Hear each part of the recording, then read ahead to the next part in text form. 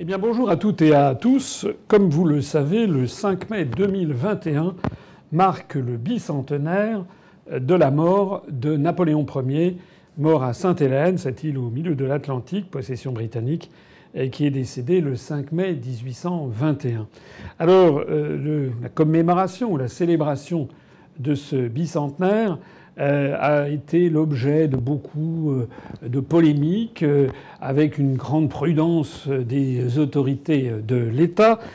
J'ai réuni quelques jours avant deux personnes qui sont particulièrement bien placées pour parler de Napoléon. Je voudrais dire quelque chose qui me paraît extrêmement important. C'est que pour ce qui concerne l'Union populaire républicaine, nous considérons que la base de la base, c'est de connaître son histoire et de connaître l'histoire de France. Et que nous sommes pour la connaissance de l'ensemble de notre histoire, avec ses hauts et ses bas, avec ses moments de lumière et de gloire, et puis ses moments d'infamie, et que rien n'est pire que d'essayer d'occulter l'histoire ou de la juger avec les yeux de notre temps. C'est la raison pour laquelle j'ai tenu, et les dirigeants de l'UPR avec moi, à célébrer le bicentenaire de Napoléon, puisque pour l'ensemble du monde, Napoléon Ier se confond un petit peu avec la France. Moi, j'ai vécu au Japon, je connais bien l'Extrême-Orient, en Chine, au Japon, en Corée, mais c'est aussi vrai en Russie, au Brésil, au Mexique, c'est également vrai en Angleterre, aux États-Unis, au Canada. Très souvent, quand les étrangers vous rencontrent, que vous dites que vous êtes français, et très souvent, la première chose qui vient à l'esprit des interlocuteurs, c'est « Ah, la France, Napoléon. Napoléon Ier ». C'est d'ailleurs souvent vu de Chine ou du Japon la marque d'un très bon cognac. Et donc tout de suite, c'est comme ça qu'ils font la jonction entre Napoléon et la France. Alors j'ai demandé au président de Souvenirs napoléoniens, Christian Bourdeil, de venir expliquer un petit peu comment il voit les choses sur cette question de bicentenaire de la mort de Napoléon, ce que l'on doit à Napoléon, répondre aussi à certaines des polémiques qui concernent Napoléon Ier. Et puis j'ai également demandé à... vous êtes également président, je crois, d'une des sections du Souvenir napoléonien. Alors vous êtes Son Altesse Royale, le prince Murat. Joachim, prince Joachim Murat. Prince Joachim Murat. Alors Joachim, certains disent Joachim, Joachim. Vous êtes le 9e prince Murat, prince Joachim de la lignée. Et vous êtes en fait votre arrière petit-neveu de Napoléon Ier. C'est ça. Et également, votre arrière-arrière-grand-mère était donc Caroline Bonaparte, qui était une des sœurs donc de Napoléon. Caroline Bonaparte, qui a épousé le... Alors je suis le futur 9e prince Murat. Il y a un prince Murat qui est mon père. Oui. Et j'espère être le futur 9e prince Murat le plus tard possible. Merci d'être venu. Il faut vous appeler Monseigneur. Alors, protocolairement, c'est prince. Monseigneur, c'est pour mon père. Mais entre nous, appelez-moi Joachim, ce sera plus simple. Joachim. Oui, parce que alors, quelque chose également qu'il faut savoir, c'est que vous ne revendiquez pas ce prédicat d'Altesse royale, du moins pour votre père, au nom de l'affaire de Napoléon, mais au nom du fait que le premier prince Murat a été roi de Naples oui, bien sûr, oui. En succession de Joseph Bonaparte, c'est-à-dire le frère aîné de Napoléon Ier, lorsque celui-ci l'avait fait, après l'avoir nommé roi de Naples, on avait fait le roi d'Espagne. Hein, on est bien d'accord avec cette histoire napoléonienne. Alors, président, il faut commémorer ou il ne faut pas commémorer ce bicentenaire? Moi, je dirais qu'il faut même célébrer. Donc, n'hésitons pas à le dire, parce qu'il y a beaucoup d'hésitations donc depuis de nombreuses semaines. Moi, ce que je voudrais vraiment dire, c'est une grande date. Il n'y a pas donc à essayer de trouver des questions. Et déjà, poser la question qu'il faut savoir si on célèbre ou on commémore, déjà, ça me pose problème. Je veux dire, c'est d'une évidence totale. Moi, c'est complètement évident que c'est le 200e anniversaire de la mort de l'empereur Napoléon Ier. Donc, c'est le dernier grand bicentenaire napoléonien. Il faut bien le voir. Donc, ça fait maintenant 20 ans qu'on se promène sur tous les champs de bataille d'Europe, qu'on célèbre la création de beaucoup d'institutions. Et là, donc, dans quelques jours, ce 5 mai 2021, c'est aussi donc la dernière grande date, l'aboutissement de toutes ces commémorations que nous avons donc vécues ces dernières années. Alors, on pourrait dire, mais au fait, en 1921, mais qu'est-ce qu'on a fait en 1921? Est-ce qu'on a commémoré, célébré quelque chose? Ben oui, on a... Pour le premier centenaire de la mort. Hein. Voilà, pour le premier centenaire en 1921. 1921, c'est pas si loin que ça. Eh bien oui, il y avait un grand comité national du centenaire de Napoléon Ier, qui était donc présidé par le maréchal Foch, sous le haut patronage du président de la République, Alexandre Millerand. Donc, ce premier centenaire faisait partie intégrante donc, des commémorations nationales, et la République française n'a eu aucune hésitation. Et donc, on voit qu'un siècle après, là, l'hésitation commence à apparaître. Ce qui était complètement évident en 1921 est devenu, pour certains, un peu problématique. Et ça, c'est un petit peu choquant, au-delà de tout.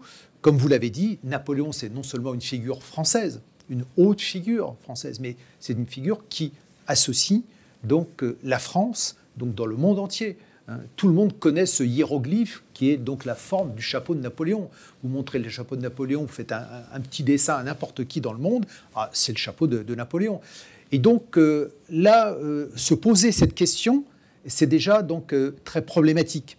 Et je trouve qu'on envoie un très mauvais signal au reste du monde. Je veux dire, tous les pays rêveraient d'avoir un Napoléon Ier. Nous, on hésite. Faut le faire, faut pas le faire. On a des débats absolument surréalistes depuis plusieurs semaines que je n'arrive vraiment pas à comprendre, sauf qu'il faut peut-être, pour essayer de le comprendre, mais on en reparlera sûrement tout à l'heure, il y a peut-être d'autres débats. En fait, on se sert de cette figure pour attaquer à d'autres symboles. Donc, je ne comprends pas. Je ne comprends pas cette hésitation, cet atermoiement. Et à quelques jours de ce 5 mai, on ne peut pas dire qu'on va tirer un feu d'artifice le 5 mai. Hein, je pense que pour beaucoup, si on pouvait se retrouver très rapidement le 6 mai matin, ça serait tellement mieux parce que personne n'a envie vraiment de s'en occuper. Et encore une fois, en 1921, il y a eu le 4 mai, donc c'est très très proche de nos dates, le 4 mai 1921, à Notre-Dame, il y a eu un office.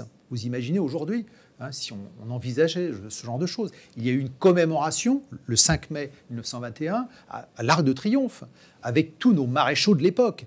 Ça a été un très grand moment. Il y a eu un défilé militaire. Et puis, bien sûr, il y a eu les cérémonies donc, à l'Hôtel National des Invalides. Donc, vous vous rendez compte qu'en un siècle, donc, on est passé donc, d'un comité national de célébration à presque rien. Et on pourrait remonter à 1969, lorsque Georges Pompidou s'est déplacé à Ajaccio pour célébrer donc le bicentenaire de la naissance de Napoléon Bonaparte.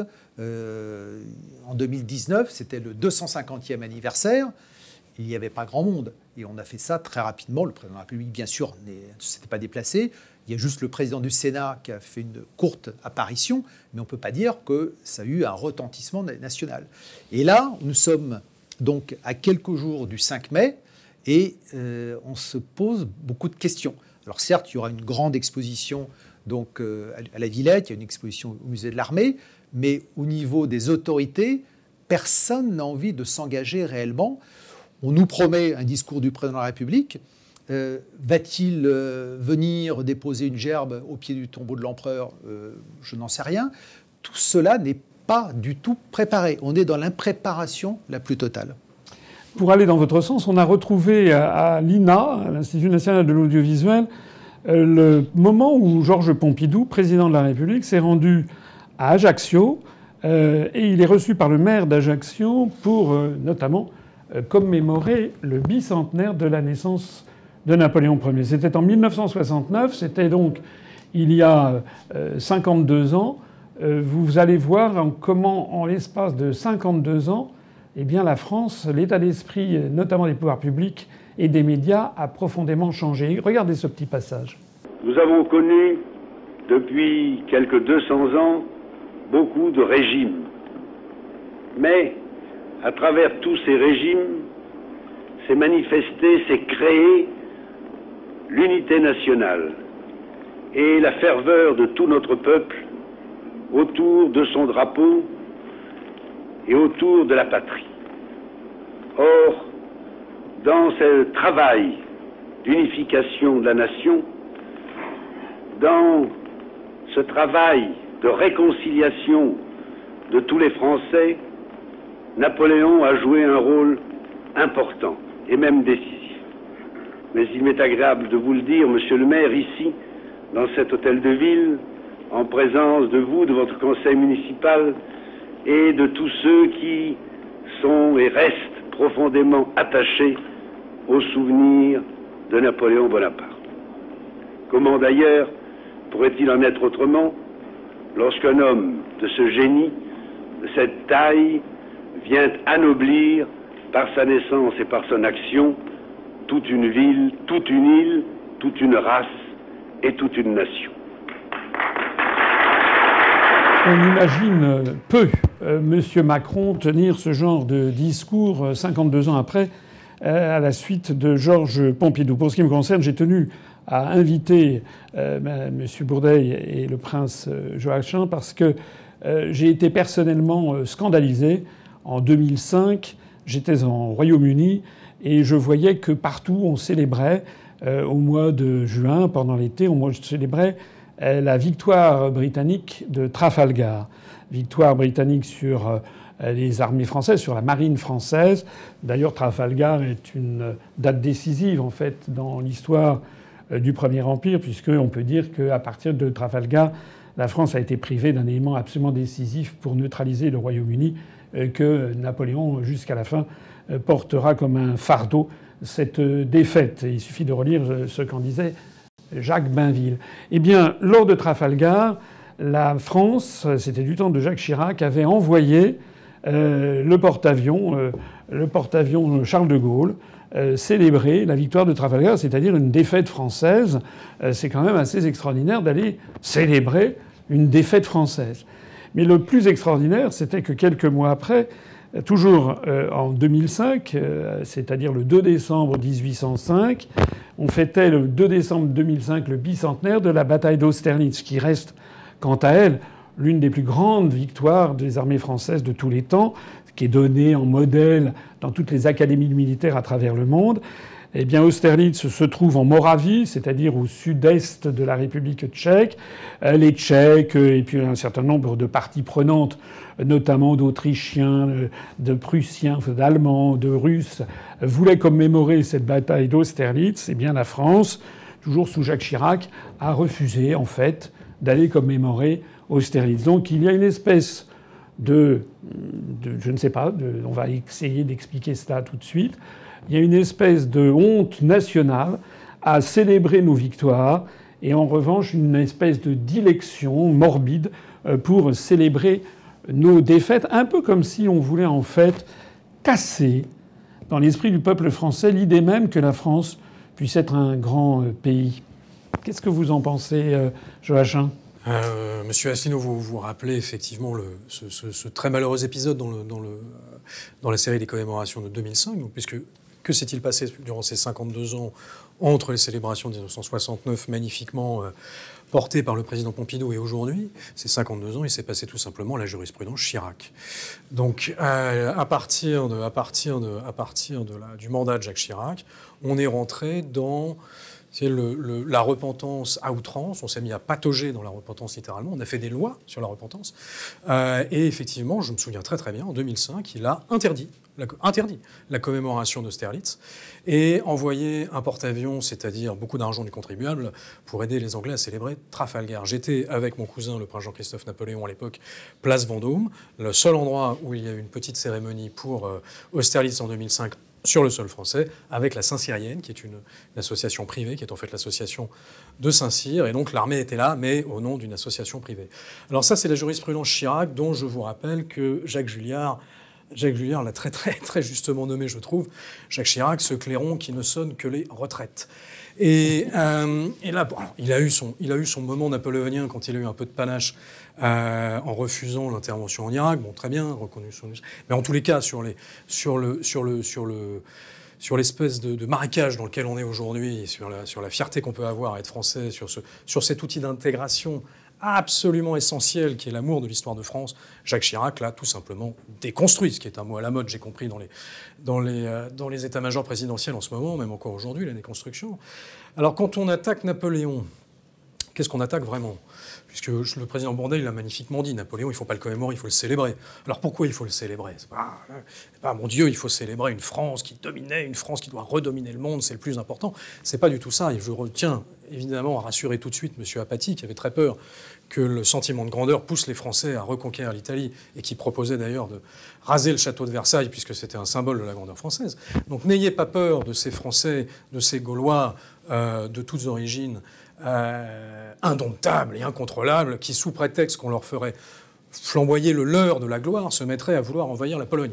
Non, les Français ne sont pas comme ça. Pourquoi est-ce qu'il faut célébrer Napoléon, et non pas seulement le commémorer ? C'est parce que Napoléon... Thierry Lenz dit que Napoléon est en chacun de nous. Moi, Thierry Lenz, qui est le directeur de la Fondation Napoléon, qui a fait ce remarquable ouvrage pour Napoléon, que je recommande vraiment. Thierry Lenz dit que Napoléon est en chacun de nous. Je pense que c'est plus profond que ça. Je pense que Napoléon est dans l'ADN de tous les Français et de la France. Alors l'ADN, vous savez, ça peut vous donner des grains de beauté que vous n'aimez pas. L'ADN, ça peut vous donner des... Mais c'est votre ADN. L'ADN de la France et des Français, Napoléon est dans l'ADN de la France et des Français. Comme Jeanne d'Arc, comme Vercingétorix, comme Clovis. Ils sont dans l'ADN de la France et des Français. Donc célébrons l'ADN de la France et des Français, surtout cet ADN-là, parce que cet ADN de la France et des Français, c'est cet ADN de cette génération exceptionnelle de Français, de la Révolution, du Consulat et de l'Empire, qui a changé le monde. Les Français ont changé le monde. La France était enviée du monde entier à l'époque, parce qu'elle était le phare qui a diffusé ces principes, un principe aussi simple, qui paraît tout à fait naturel aujourd'hui, mais qui a été diffusé par la Révolution et validé et diffusé dans le monde entier par Napoléon. C'est tout simplement l'égalité devant la loi. Avant, il n'y avait pas l'égalité devant la loi. Donc la démocratie, aussi étrange, aussi curieux que ça puisse paraître, la démocratie a été diffusée par Napoléon. Donc il faut évidemment célébrer Napoléon. Alors en revanche, il y a des périodes... Alors, on parle beaucoup de revisiter l'histoire, c'est très drôle. Vous savez, vous avez des parasites de plateau télé qui profitent de l'image de Napoléon pour se faire une petite image en tapant dessus, et qui disent il faut revisiter l'histoire. Mais l'histoire est revisitée en permanence, c'est le métier des historiens. Et Napoléon, l'histoire de Napoléon a été critiquée, revisitée depuis 150 ans, c'est sans arrêt. Et toujours évidemment sur les mêmes thèmes, et c'est parfaitement légitime de les aborder. Évidemment l'esclavage, évidemment le rôle des femmes, enfin la position des femmes sous l'Empire, évidemment la violence des guerres, évidemment des choses comme ça, l'autoritarisme, etc. Donc maintenant, ce qui est très important, c'est qu'il faut que les historiens fassent leur travail, enfin les historiens font leur travail. Hein. Il faut surtout que les agitateurs espèce de fétiche anti-napoléonien dont l'objectif, on l'a bien compris, est d'attaquer cet ADN des Français, donc c'est en fait d'attaquer la France de façon claire, fassent l'effort de remettre les choses, de prendre les faits historiques et juste les faits, de les mettre dans leur contexte. Et effectivement, on peut les revoir avec la vision qu'on a aujourd'hui des égalités hommes-femmes, de ce que c'est que l'esclavage, c'est-à-dire une abomination morale, évidemment. Personne ne met ça en doute. C'est pas parce qu'on célèbre Napoléon qu'on est pour l'esclavage. Qu'est-ce que c'est que ce raccourci lamentable ? Et ce contre quoi il faut évidemment lutter, c'est ce raccourci qui est Napoléon égale esclavagiste, donc il faut oublier Napoléon. Il faut effacer Napoléon. La woke, la cancel culture, la culture du bâillon, je crois que me le dit très bien le fondateur de l'Atlantico, cette culture du bâillon ne doit pas passer en France. Alors, pour clarifier les choses dans l'esprit des gens qui nous écoutent, vous n'êtes pas tous familiers nécessairement de ce que Napoléon a fait pour la France, en quoi il a changé, comme le dit le prince Murat, 9e prince Murat, comme il dit, comment il a changé l'ADN de la France. Est-ce qu'on peut rappeler rapidement ce qui nous reste de l'héritage de Napoléon sur tous les sujets, un petit peu un poème un peu à la Prévert. Qu'est-ce que Napoléon a apporté à la France pendant les années où il a été au pouvoir, c'est-à-dire pendant une quinzaine d'années, une grosse quinzaine d'années. Voilà. 15 ans à peu près. Voilà. Moi, je dirais la première chose qu'il faut toujours rappeler, c'est que Napoléon Bonaparte, premier consul, a sauvé la Révolution. Il faut se remettre, en 1799, la Révolution française, elle s'est complètement enlisée, elle s'est fourvoyée. Et elle survivait à travers des coups d'État. Et à chaque fois qu'il y avait des élections, les élections ne donnaient pas forcément de bons résultats. Et donc le directoire, soit mettait en prison ceux qui avaient été élus, soit annulait les élections. Donc, première chose, Napoléon Bonaparte sauve la Révolution. Ça veut dire quoi, sauver la Révolution ? Ça veut dire que les principes que le prince Joachim donc, a rappelés, donc l'égalité et la notion de citoyen, donc, a été fondée. Elle sera jamais remis en cause.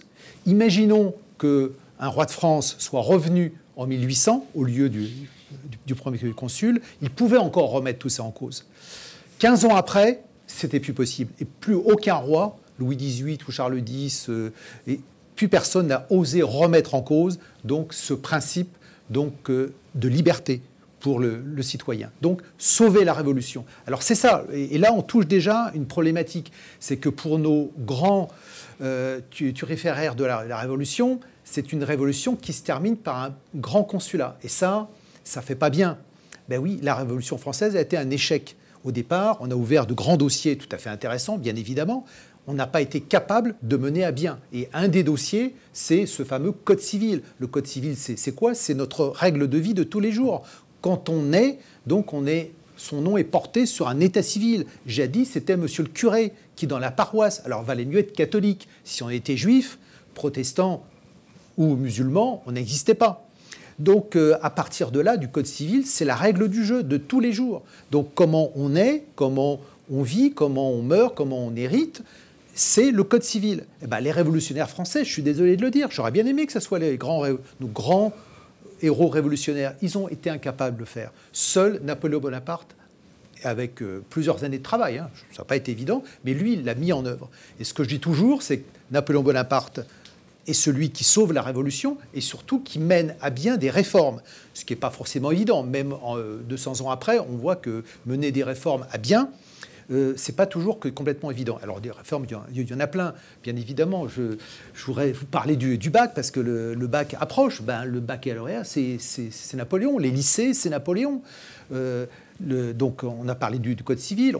La Légion d'honneur, tout le monde aime bien arborer sa Légion d'honneur, sa petite rosette là. Mais encore faudrait-il se rappeler que c'est quand même Napoléon qui l'a créé. Et donc tous ceux qui portent la Légion d'honneur, ce devraient être vraiment ceux qui, aujourd'hui, pourraient dire qu'il faut célébrer donc Napoléon Bonaparte. Et puis les grandes institutions, les préfets, ça existe encore aujourd'hui. Le franc, la Banque de France. Bref, comme le disait Napoléon, ce qui me survivra, ce n'est pas la bataille d'Austerlitz, c'est ces masses de granit. Et encore, si la France tient encore aujourd'hui, c'est grâce à ça, cette armature qui arrive encore à nous soutenir. Et c'est ça qu'on veut remettre en cause, c'est ça qu'on veut oublier, c'est ça qui est extrêmement grave.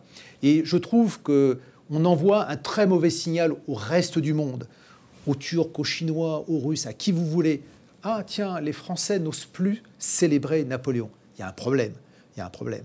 Donc c'est ça qui est extrêmement grave. Moi, c'est ça qui me choque le plus, qui me fait le plus de mal possible. C'est le mauvais signal, surtout aujourd'hui où en Turquie, on veut recréer le grand empire ottoman. En Russie, on reparle de la grandeur de la Russie. Je ne vous parle pas de la Chine. Eh bien, à ce moment-là, grand moment géopolitique d'aujourd'hui, là, la France dit non, nous, on n'existe plus, on veut rien faire. Napoléon n'a pas existé. Vivement le 6 mai et qu'on parle d'autre chose. C'est ça qui est extrêmement grave. Donc, Napoléon, c'est le Code civil qui grave dans le marbre l'égalité des hommes et des femmes, d'ailleurs. Alors, c'est l'égalité des hommes et des femmes devant l'héritage, puisqu'effectivement, la position de la femme dans le Code civil, on l'a suffisamment reproché à Napoléon. Alors, Napoléon est tout simplement un homme de son époque. C'est-à-dire que le Code civil pour les femmes est une avancée indiscutable au niveau européen, mais bien sûr, là, on lui tombe dessus en disant non, la femme est mise sous la tutelle du père, elle est dans un patriarcat toxique. Vous connaissez tous ces débats qui sont des débats contemporains et qui sont légitimes aujourd'hui, et qui à l'époque complètement anachroniques. Donc la femme hérite d'autant que une sœur hérite autant que son frère grâce à Napoléon. C'est absolument le seul pays au monde à l'époque où ça marche comme ça. Donc on devrait plutôt considérer que Napoléon est un des initiateurs du féminisme. Je sais que ça peut paraître étrange, mais c'est tout de même le cas. Alors il y a beaucoup d'autres choses. Il y a par exemple des choses beaucoup plus concrètes, comme par exemple la conduite à droite, le fait d'enterrer ses morts 6 pieds sous terre, la numérotation des rues, le fait de balayer devant sa porte, tout ça, c'est Napoléon. Le corps des pompiers de Paris, c'est Napoléon. Donc Napoléon est effectivement... Le Conseil d'État. Bien sûr, toutes les institutions juridiques de la Cour de cassation, le Conseil d'État, tous les grands corps, la Cour des comptes, bien sûr la Banque de France, comme Christian l'a rappelé, et puis la structure territoriale. La structure territoriale napoléonienne, elle a un grand mérite par rapport au millefeuille dans lequel on vit aujourd'hui, qui d'ailleurs, comme dirait quelqu'un connu, nous coûte un pognon de dingue. C'est qu'à l'époque de Napoléon, c'était pas très compliqué. C'était département, commune, arrondissement. Voilà. Donc c'était aussi simple que ça. Il n'y avait pas un millefeuille incompréhensible.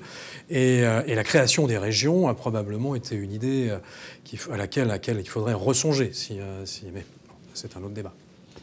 Oui, au passage, je signale, mais ça c'est un aparté, que je rappelle que le programme de l'UPR consiste à sortir de l'Union européenne, mais également à supprimer les régions qui ont été créées, des régions de plein exercice, en 1982 seulement.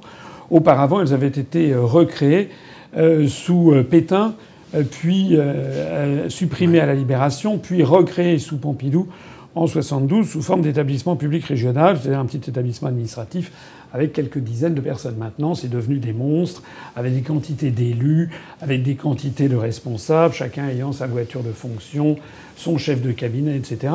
On reproche beaucoup, d'ailleurs, l'augmentation des charges publiques, des dépenses publiques en France, et on fait tout reporter ces charges sur le compte de l'État, alors que l'État, au contraire, est à la disette depuis maintenant de nombreuses années. En revanche, on dépense sans compter, d'une part pour l'Union européenne, d'autre part au niveau local avec ces décentralisations dont on dit toujours que c'est formidable. Si jamais vous êtes contre, on vous traite de jacobin ou de je ne sais pas quoi, alors qu'en fait, derrière se cachent des milliards et des milliards d'euros de dépensés dont on pourrait finalement faire l'économie, puisqu'on l'a fait pendant des décennies. Alors, soyons précis. Si je lis le livre de Thierry Lenz, qui est le directeur de la Fondation Napoléon et qui a sorti un livre tout à fait intéressant qui s'appelle Pour Napoléon, il a dressé la liste suivante, qui n'est pas totalement exhaustive, dit-il, mais qui est très complète, de ce qu'a créé Napoléon. Donc, en termes d'administration de l'État, le Conseil d'État en 1800, il a créé les préfets, les conseils généraux, que nous appelons le conseil départementaux maintenant. Il a créé les sous-préfets et l'organisation municipale en 1800. Il a créé la police nationale et non plus ce qui était autrefois la police dans les mains de municipalités. Je rappelle d'ailleurs que c'est ce qui a été déconstruit en France d'ailleurs depuis maintenant une vingtaine d'années avec la renaissance des polices municipales. Il a créé également donc la préfecture de police de Paris en 1800. Il a créé les préfectures maritimes en 1800, les directions générales, les receveurs et les percepteurs du Trésor, donc dans l'administration des finances. Il a créé la Banque de France en deux temps, en 1800 et 1806. Napoléon Ier a créé les archives nationales en 1800. Il a créé la gendarmerie nationale en 1801. Il a créé les haras nationaux pour les chevaux en 1805. La Cour des comptes en 1807. Le corps des ingénieurs des ponts et chaussées en 1804. Le corps des ingénieurs des mines en 1810. Et le sapeur-pompier de Paris en 1811. En termes de justice et de droit, il a créé les cours d'appel en 1800. La réorganisation du notariat en 1803 et du barreau en 1804. Il a créé, évidemment, on en a parlé, le Code civil en 1804, le Code de procédure civile en 1806, le Code de commerce en 1807, le Code d'instruction criminelle, la procédure pénale en 1808, le Code pénal en 1810, les conseils de prud'homme en 1806 et le cadastre en 1807. En termes de santé publique, il a créé l'internat des hôpitaux en 1801, le statut des sages-femmes en 1803, l'organisation des études de médecine en 1803 également, de même que les études de pharmacie et les études vétérinaires en 1813. En termes d'enseignement, il a créé les lycées en 1802. Il a réformé l'Institut en 1802, les maisons d'éducation de la Légion d'honneur en 1805. Il a créé l'ordre des palmes académiques en 1808. Il a créé le premier statut des enseignants en 1806. Il a créé les rectorats et les académies en 1808. Il a organisé les facultés en 1808 et il a créé le fameux baccalauréat en 1808. En termes de culture, il a créé la Direction générale des musées en 1802, qui deviendra plus tard la Direction des musées de France. Il a créé le dépôt légal pour les œuvres littéraires en 1810. Il a créé le statut de la Comédie Française en 1812. En matière de société et d'économie, Napoléon Ier a créé les caisses de retraite par répartition dans les administrations en 1800. Il a organisé le culte protestant en 1802. Il a organisé le culte juif en 1808, avec notamment la création du consistoire. Il a créé la Légion d'honneur, l'ordre national de la Légion d'honneur en 1802. Il a créé également les chambres de commerce en 1802. Il a réglementé les marques de fabrique et les brevets en 1802. Il a créé le franc germinal. C'est une recréation du franc. Ça rappelle l'histoire de France que j'ai faite, où j'ai expliqué que à chaque fois que la France redevient souveraine et est en plein essor, elle crée le franc. C'était vrai en 1360. C'est vrai également en 1803 avec le franc germinal.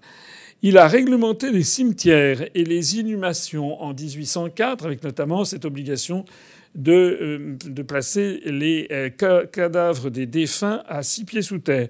Il a réglementé les jeux de hasard en 1806. Il a imposé l'alignement des immeubles des villes en 1807. L'illustration par excellence étant la rue de Rivoli à Paris. Il a également imposé la numérotation dans les rues, le numérotage et le classement des routes en 1811.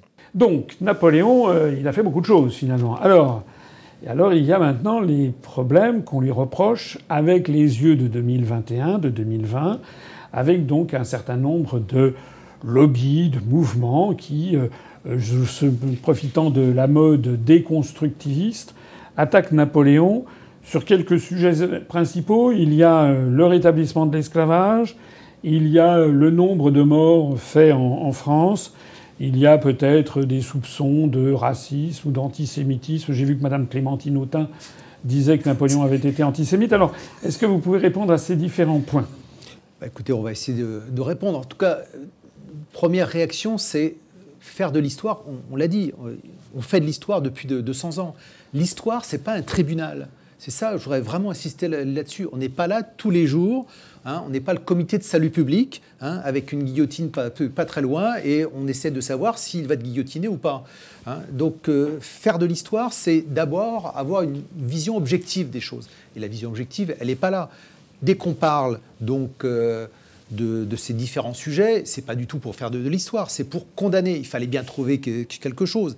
Donc on a trouvé ça, on a dit tiens, c'est quand même pas mal, avec ça on est tranquille, on va pouvoir tuer de manière définitive. Parce que le but de tout ça, c'est que, encore une fois, le 6 mai prochain, donc le but c'est de plus parler, plus jamais de Napoléon. Le problème sera réglé. Donc on n'est pas dans la commémoration, de la célébration, on est donc dans la condamnation. Donc le 5 mai, on va prononcer donc un jugement. Et à partir du 6 mai, on va se débarrasser de la figure de Napoléon. Donc pour le condamner, et bon, on essaie de trouver quelque chose. Et ce qu'on a trouvé, c'est effectivement donc ces différents sujets, rétablissement de l'esclavage. Alors dans un premier temps, maintien, puis rétablissement. Là aussi, c'est un vaste sujet. Il faudrait prendre le temps donc de comprendre qu'est-ce qui s'est passé. Napoléon n'était pas raciste. C'était quelqu'un de très pragmatique. Donc on lui a soufflé dans l'oreille à ce moment-là que c'était prendre un risque politique très très grand, donc de libérer donc la société civile dans ces différentes îles. Donc c'est vrai qu'il n'a pas su résister donc à un lobby de sucriers. Bon, cela étant, on parle des anciennes îles à sucre, la Martinique, voilà, la Guadeloupe. tout à fait. Enfin, il a quand même résisté, puisque je rappelle, autre création napoléonienne, c'est la betterave à sucre. Le sucre que l'on mange tous les matins, c'est pas du sucre de canne, c'est du sucre de betterave. Et la betterave, c'est une création donc du produit du génie français sous impulsion de Napoléon pour justement être indépendant des importations de sucre. Donc voilà encore un sujet. Parlons de tout. Donc on ne voulait pas du tout dépendre du sucre de canne avec une force de travail, donc faire du travail forcé, etc. Et d'autre part, je voudrais bien citer, c'est Napoléon qui abolit la traite. Donc en 1815, c'est Napoléon qui donc libère les esclaves noirs à Malte. Donc ça, on n'en parle pas, bien évidemment. Donc en Égypte, il libère les esclaves. Donc il y a même des régiments noirs. Pendant l'expédition d'Égypte. Voilà, tout à fait, absolument. Donc on n'en parle pas, bien évidemment. D'autre part, quand il est à Sainte-Hélène, il demande l'autorisation à l'autorité britannique, locale, donc de libérer. Donc il y avait un esclave, donc Malek, qui s'appelait Toby. Donc ça, tout le monde connaît Toby. Il a dit, allez, on va le libérer. Hein, et ça lui a été refusé. parce qu'on dit non, on ne va pas commencer à libérer les esclaves à Sainte-Hélène, même si vous aimez bien ce personnage. Et en plus, le personnage a refusé en disant qu'est-ce qui va m'arriver? Moi, je vais être mis à la rue, j'aurai plus rien. Vous voyez, il faut prendre le temps de bien comprendre tout ça et puis de replacer le contexte de l'esclavage dans une image beaucoup plus globale. Est-ce qu'on reproche à Washington, à George Washington, est-ce que les Américains tous les matins disent George Washington, est-ce qu'il avait des esclaves ou pas? Bon, donc cessons ce genre de choses. Et puis alors après, on pourrait aussi s'intéresser aux autres États, aux autres puissances donc, à l'époque. Donc c'est ce genre de débat qui n'apporte rien.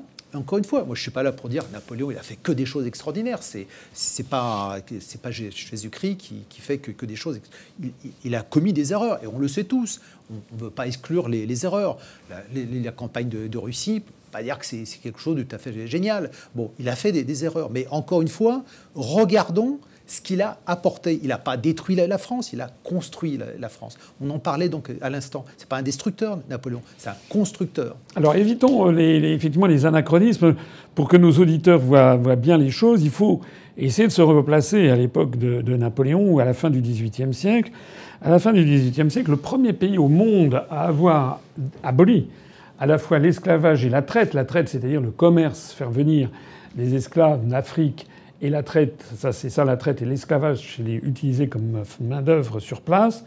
Il y a eu quelques mouvements ici ou là dans tel ou tel État des États-Unis, mais fondamentalement, le premier État à abolir la traite et l'esclavage, c'est la France en 1793-1794, suivi ensuite du Danemark en 1797. Et puis donc, effectivement, Napoléon va rétablir non pas la traite, mais l'esclavage dans les îles à sucre, où en fait il n'avait jamais vraiment disparu, parce que d'abord à l'époque les communications sont assez lentes, et puis il faut tenir compte aussi avec les colons venus de France qui n'entendent pas de cette oreille les instructions venues de Paris. Donc en tout cas, on peut reprocher en effet à Napoléon d'avoir fait cela. Mais comme vous l'avez expliqué, en 1815, en revanche, tout à fait à la fin de sa carrière politique, là il abolit la traite. Ce sera à la Restauration qu'on rétablira l'esclavage de plein exercice. Il faudra attendre en France la deuxième révolution, enfin la troisième, après 1789 et après 1830, celle de 1848, pour que Victor Schœlcher prenne le fameux décret d'abolition définitive de l'esclavage en France. Mais ce qu'il faut savoir, et ce dont personne ne parle jamais, c'est qu'à cette époque-là, tous les grands États occidentaux pratiquent l'esclavage. George Washington, il meurt le 15 ou 16 décembre 1799. Il a 200 esclaves dans sa propriété, dans sa plantation de Virginie. Il faut savoir qu'à l'époque, les États-Unis sont esclavagistes et vont le rester jusqu'en 1866 ou 1867, à la fin de la guerre de sécession, c'est-à-dire bien plus longtemps que la France, même après le décret de Victor Schœlcher. Le Royaume-Uni est également esclavagiste et abolira l'esclavage dans les années 1830, je crois. La Russie n'a pas de colonie outre-mer, mais la Russie pratique le servage. Ça remonte à la nuit des temps, au Moyen-Âge russe. Et il faut attendre Alexandre II, celui que Dostoïevski appellera le tsar libérateur, pour abolir le servage en Russie en 1861 ou 62, c'est-à-dire quelques années avant les États-Unis et bien longtemps après tout ça. Donc je crois que c'est important de replacer ça parce qu'il faut, même si au regard de notre époque, effectivement, on peut et on doit trouver que cette décision de Napoléon n'est pas conforme à ce que l'on pourrait imaginer d'un héros, eh bien il faut voir qu'à l'époque, finalement, ça n'est que la monnaie commune, monnaie courante. Oui, François, si vous me permettez de compléter, effectivement, tous les pays de l'époque, tous les pays occidentaux, vous avez cité tous les pays occidentaux pratiquent l'esclavage, mais ils mettent un terme. En même temps, comme dirait notre président, en même temps, à côté des pays occidentaux, vous avez aussi toute la culture arabo-musulmane qui, elle, pratique l'esclavage depuis 13 siècles et n'y met pas de terme. Donc, si vous voulez, c'est tout de même un petit peu toujours à sens unique. Donc, je trouve tout à fait naturel qu'on condamne l'esclavage. Évidemment, personne n'est pour l'esclavage. Et célébrer Napoléon, ça n'est une fois de plus pas célébrer l'esclavagisme. Mais n'oublions pas qu'on est dans un monde où, en Afrique, dans tous les pays arabes, probablement dans la plupart des pays asiatiques, on pratique l'esclavage et on y mettra un terme que d'ailleurs, dans certains pays, on n'a toujours pas arrêté. traité. La France, elle, finira en 1848, c'est déjà un progrès. Donc je pense que le sujet de vouloir décrédibiliser complètement l'empereur et vouloir arracher le souvenir napoléonien, non pas la merveilleuse association que dirige Christian Bourdelle, mais le souvenir et la mémoire de l'empereur des Français sur le prétexte de l'esclavage, évidemment, l'esclavage c'est très très mal. Mais attention, si vous voulez, si on commence comme ça en attaquant Napoléon, une fois qu'on aura effacé Napoléon, on effacera qui? Jeanne d'Arc, Vercingétorix, Charles de Gaulle. On va effacer tout le monde les uns après les autres. Ensuite, on fait quoi? On efface la France. On prend ce pays, on le met définitivement à la poubelle. Enfin, c'est pour ça. On peut aimer, ne pas aimer Napoléon. Moi, quand je dis Napoléon, personnellement, à titre personnel, le personnage, l'homme Napoléon, ne m'est pas sympathique. Okay. En revanche, son œuvre est absolument remarquable. Il ne m'est pas sympathique, parce que de toute façon, il ne l'était pas. Donc sinon, ça ne serait pas Napoléon. Ce ne serait pas Napoléon. Napoléon n'était pas là pour être sympa. Donc, il ne m'est pas sympathique. En revanche, moi, quand je défends Napoléon, et surtout je défends la célébration des bicentenaires napoléoniens, c'est parce que pour moi, Napoléon, une fois de plus, ça représente cette génération de Français extraordinaire qui a diffusé partout. Je veux dire, c'est la liberté, égalité, fraternité, égalité devant la loi. La Révolution française. La Révolution française, c'était l'égalité des hommes, des femmes, sans considération de couleur, de culture, de religion. On est tous égaux. C'est lui qui a fait ça. Hein. Donc, enfin, c'est nous, d'ailleurs, collectivement, avec Napoléon, qui avons fait ça. Donc aujourd'hui, que Napoléon soit agressé par des gens qui se sentent victimes de discrimination, alors que c'est lui... Effectivement, l'esclavage est une discrimination, c'est quand même moins qu'on puisse dire, c'est même un crime. Mais qu'aujourd'hui, des descendants ou des historiens décident que Napoléon doit être pendu en place publique, mis au pilori, brûlé et jeté aux ordures, parce qu'il a rétabli l'esclavage. Alors rappelons bien quand même que le maintien de l'esclavage, le rétablissement de l'esclavage de Napoléon, il n'y a pas une once de racisme chez Napoléon. Croyez-moi, ils ont été nombreux, les historiens, à essayer de trouver la preuve que Napoléon était raciste. On n'a rien trouvé. Pourtant, de la correspondance de Napoléon, il y en a des cartons entiers, il y en a des containers dans tous les sens, on a des centaines de mètres cubes de témoignages de l'époque. Rien. Donc rien sur le racisme napoléonien. Bon, je passe rapidement sur ces élucubrations de Napoléon antisémite. Je crois que ça vient du même creuset politique que d'autres élucubrations comme Napoléon, fossoyeur de la République. Bon, vous avez une formation politique qui est une fabrique à petites formules choc, ça leur permet de faire des tweets. Bon, très bien. Donc passons sur ce... C'est complètement ridicule de dire que Napoléon, Madame Clémentine Autain, de dire que Napoléon a été antisémite, c'est parfaitement aberrant. Ouais, donc, on peut citer quand même justement le fait qu'il a créé le consistoire. Il a créé le consistoire juif de France pour permettre justement aux juifs de s'intégrer mieux dans cette société française qui, pour le coup, pendant très longtemps, les avait tout de même mis de côté. En plus, comme le rappelait le président Bourdelle, avec le Code civil, qu'on soit juif, qu'on soit protestant, qu'on soit catholique, qu'on soit quoi que ce soit, on est égaux devant la loi. Et ça, c'est la première fois pour les juifs qui sont égaux devant la loi. Donc ça, c'est quand même non nul. Et ça, c'est Napoléon, l'antisémite. Et également, c'est le premier, après 2000 ans, à avoir réuni le Grand Sanhédrin. Donc ce qui pour la communauté juive est un exercice extraordinairement important. Donc bon, Napoléon antisémite. Bon, c'est évidemment complètement ridicule.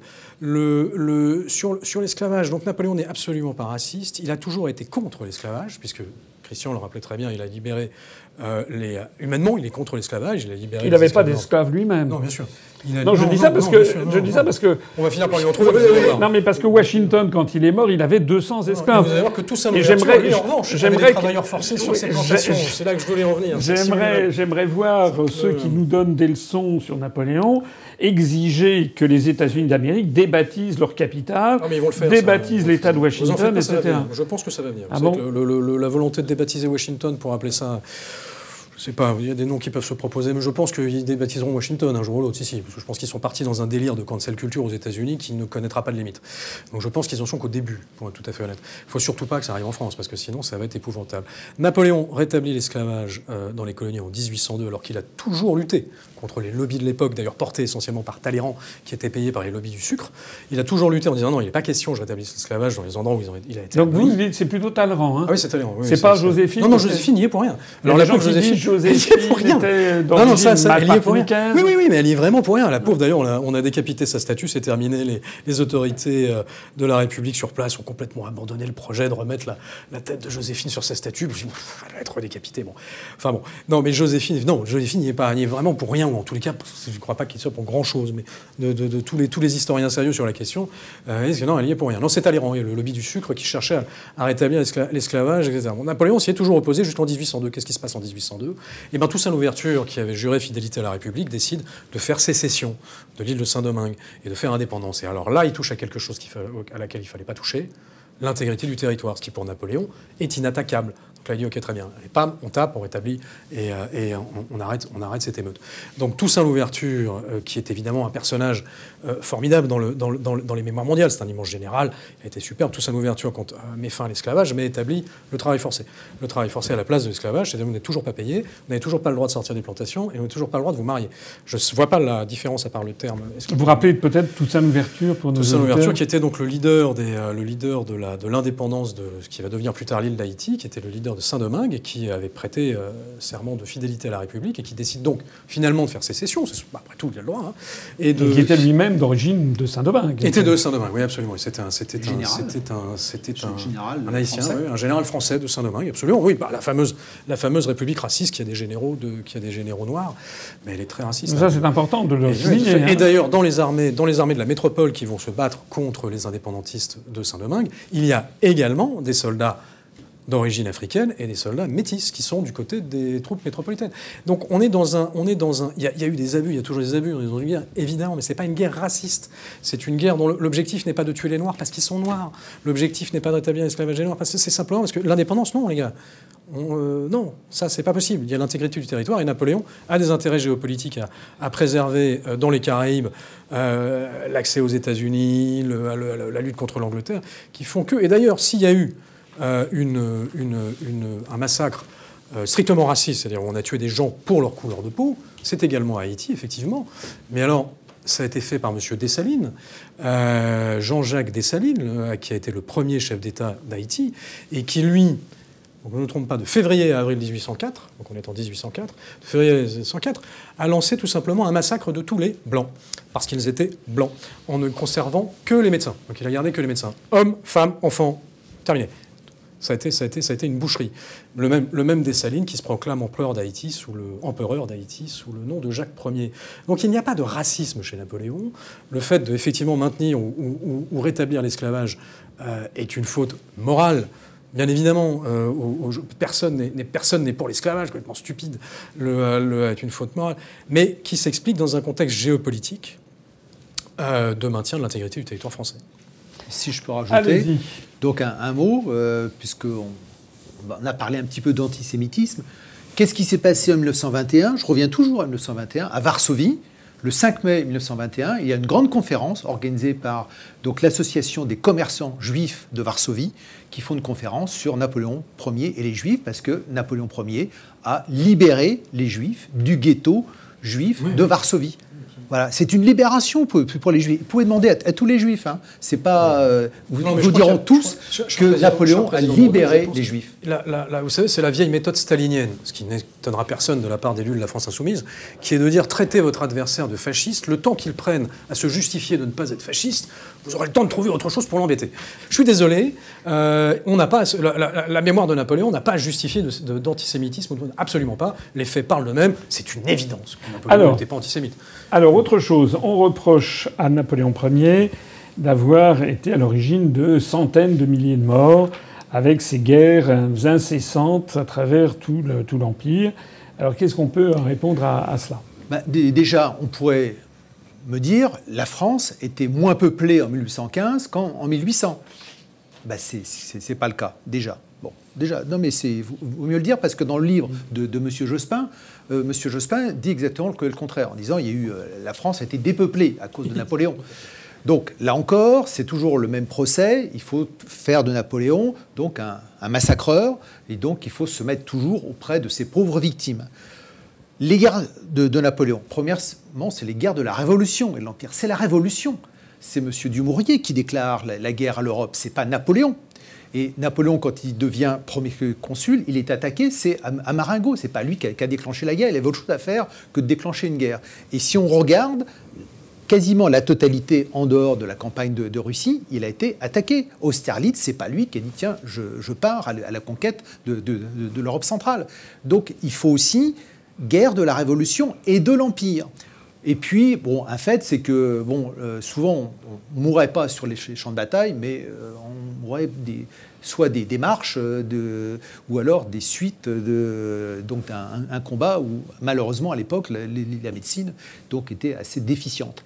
Bon, voilà, c'est ça. Et quand on regarde ce que les généraux de la République, entre 1914 et 1918, ont réussi à faire, s'ils n'avaient pas 200 000 morts tous les jours, ils trouvaient que la journée n'avait pas été réussie. Donc, regardons, encore une fois, regardons les choses de manière objective. Et quel est le bilan? Est-ce qu'on a un bilan un peu précis sur le nombre de morts? Alors, on a un bilan un peu précis sur le nombre de morts. Alors, on a un bilan un peu précis aujourd'hui. Les principaux historiens, j'entends par principaux historiens, donc aujourd'hui, en France, en tous les cas, c'est évidemment le professeur Tullard, Thierry Lenz, Pierre Branda, David Chantran, Jacques-Olivier Boudon, j'en oublie certainement Arthur Chevalier. Bon, c'est très compliqué en fait de faire un bilan comptable, mais en gros, il y a un consensus autour de 900 000 à 1 million de morts français, okay, et 1 million, 1,5 million de morts européens, c'est-à-dire en tout 2,5 millions de morts en 23 ans. Hein. Donc, c'est 23 ans de guerre. Donc, et ce que disait le président Bourdet est important. Quand vous faites le différentiel démographique, alors là, pour le coup, c'est pas du travail d'historien, c'est du travail de démographe. Donc, les démographes ont étudié ça dans le détail aussi, puisqu'il s'agissait d'accabler Napoléon. Donc, on a étudié ça dans le détail. Et se sont rendus compte, mais c'est tout de même une honnêteté scientifique, de dire, non, en 1815, il y a 1,5 million de Français en plus qu'en 1790. Donc, la population française a cru de 1,5 million d'habitants entre 1790 et 1815. C'est Napoléon qu'on lui prête une phrase, c'était une nuit de Paris... Oui, c'est faux, c'est complètement faux. C'est totalement apocryphe. Ça n'a jamais dit. Ça, c'est au lendemain de la bataille de Wagram, où on lui dit ça. Vous savez, aujourd'hui, surtout à l'heure des réseaux sociaux, vous prenez une image de Napoléon, vous mettez une petite phrase assassine, entre guillemets, et tout le monde va croire que c'est une citation de Napoléon. C'était la même chose à l'époque chez les mémorialistes. Voilà. D'accord. Donc c'était évidemment pas vrai. Quand même, la bataille les deux grandes erreurs, on peut dire, historiques, stratégiques de Napoléon, c'est la guerre d'Espagne et c'est la guerre de Russie. La campagne de Russie, indiscutablement. Vous êtes d'accord? Complètement, oui, absolument. Ça, il n'y a pas du tout de discussion sur le sujet. Les deux grandes erreurs de Napoléon, c'est évidemment l'invasion c'est d'avoir remplacé la couronne d'Espagne par son frère Joseph, alors qu'à l'époque, l'Espagne et les Bourbons étaient, les gens l'oublient, mais ou s'en fichent, étaient alliés de la France. Donc il n'y avait pas du tout nécessité à le faire. C'était les Bourbons d'Espagne qui descendaient de Philippe, le petit-fils de Louis XIV. Et qui avaient donc donné naissance à la guerre de succession d'Espagne de 1700. Leur seule frontière sérieuse était avec la France, donc ils étaient naturellement alliés de la France. Ils avaient d'ailleurs signé un traité d'alliance avec la Convention, puisque la couronne d'Espagne, les Bourbons d'Espagne avaient signé un traité d'alliance en 1795. Donc l'Espagne est alliée de la France. Le Portugal est un allié historique de l'Angleterre. Napoléon décide d'envahir le Portugal pour faire respecter son blocus continental et donc prépositionne une force française en Espagne avec l'accord des Bourbons et utilise le prétexte d'une querelle de succession entre le père et le fils, entre Charles IV, le roi régnant, et Ferdinand, le futur Ferdinand VII, l'héritier, pour en fait les faire abdiquer au profit de son frère Joseph. Pourquoi? Parce qu'en fait, il a été intoxiqué un petit peu à nouveau par Talleyrand, décidément, il est partout, dont les renseignements lui font croire que les Espagnols l'attendent pour venir leur apporter un souffle de liberté grâce au Code civil, à l'abolition de la féodalité, etc. Ce qui est absolument complètement à côté de la plaque. C'est totalement méconnaître les Espagnols. D'ailleurs, les généraux sur place, à commencer par Murat, vont envoyer énormément de signaux d'alarme à Napoléon en disant « Faites très très attention ». Là, il y a un sentiment national qui est en train de naître en Espagne qui est très très sérieux, que tu ne prends pas suffisamment au sérieux. On garde les Bourbons. Si jamais on les remplace, ça va être un massacre. Et pourquoi? Parce que les Espagnols sont très catholiques. Donc les rois Bourbons, pour eux, représentent le respect de ce catholicisme et de cette société espagnole construite autour de culture chrétienne. Ils ne s'en excusaient pas à l'époque. Et voilà, donc effectivement, Napoléon, malheureusement, commet cette erreur. À partir du moment où il met Joseph, la résistance espagnole se met en place. Ce sera une guérilla qui durera jusqu'à fin 1813. Mais Joseph, qui était son frère aîné, oui. Et qui était un érudit, plutôt littéraire, quelqu'un de brillant, mais qui n'avait pas le sens militaire, en fait. Alors, qui semble-t-il, manquait manifestement de fermeté. Donc, c'était quelqu'un de un petit peu comme... C'est un type très intelligent pour le coup, mais qui manquait certainement d'un petit peu de fermeté. Et ça va donner quand même naissance à tous ces massacres qui vont être peints par Goya et qui font qu'aujourd'hui encore, en Espagne, la figure de Napoléon est quand même particulièrement décriée. Et en particulier la figure de Murat, puisque c'est Murat qui est lieutenant général de l'empereur à ce moment-là, exactement, le Dos de Mayo à Madrid. Alors à nouveau, c'est drôle d'ailleurs, parce que c'est amusant de voir qu'il y a à nouveau cette histoire de massacre, etc. Donc on parle de 25 000 morts pendant la répression des émeutes de Madrid. Donc alors non, il n'y a jamais eu 25 000 morts, ça on le sait de façon certaine. Même les historiens espagnols ont complètement arrêté de prétendre qu'il y avait 25 000 morts. Il y a eu 1000 morts espagnols et 500 morts français. Donc c'est pas bien, on est bien d'accord, hein, c'est du maintien de l'ordre un peu ferme, c'est le moins qu'on puisse dire. Mais si vous voulez, il y a eu une émeute fomentée par les partisans de Ferdinand VII qui font courir le bruit que les Bourbons sont en train de se faire capturer par Napoléon à Bayonne, ce qui d'ailleurs est parfaitement exact, mais ce dont Murat n'est absolument pas au courant. Murat n'est pas du tout mis dans le secret de la manip. Et Murat est à la tête de l'armée française à Madrid à ce moment-là, et donc fait calmer les émeutes, essaie de faire calmer les émeutes, y parvient. Donc il a réussi à faire venir les 20 ou 30 000 émeutiers. On parle de 20 ou 30 000 émeutiers. Hein. Ce n'est pas un soulèvement général de la population madrilène.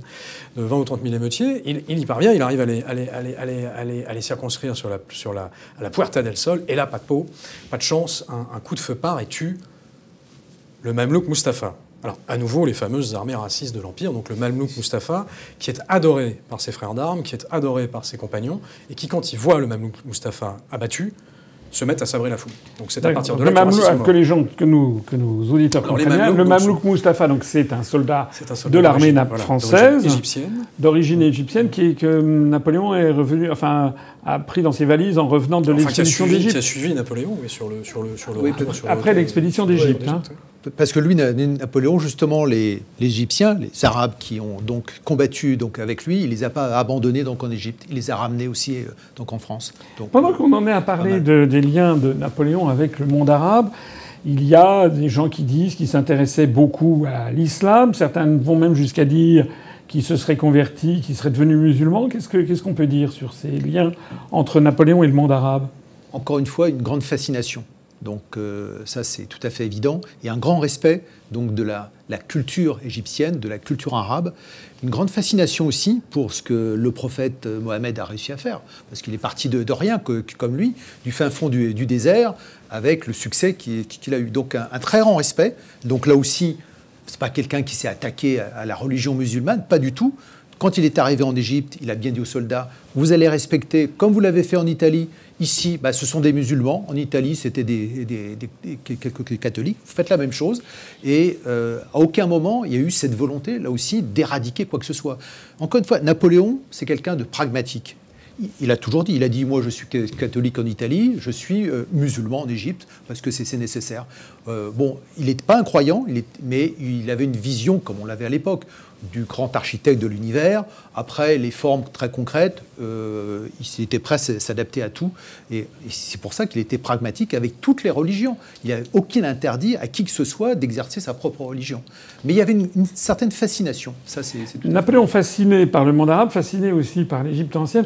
Il faut en profiter peut-être pour parler de Napoléon l'érudit ou l'intellectuel, puisqu'il va avec le scientifique, il vient avec Vivant Denon, il va avec toute cette armée de scientifiques, il fait cette fameuse déclaration du haut de ces pyramides, 40 siècles nous contemplent. Donc il va faire naître en fait l'école française d'égyptologie aussi. Absolument. Donc encore une fois, faire une expédition en emmenant donc près de 120 scientifiques dans toutes les catégories, y compris des astronomes, des botanistes, des spécialistes des langues.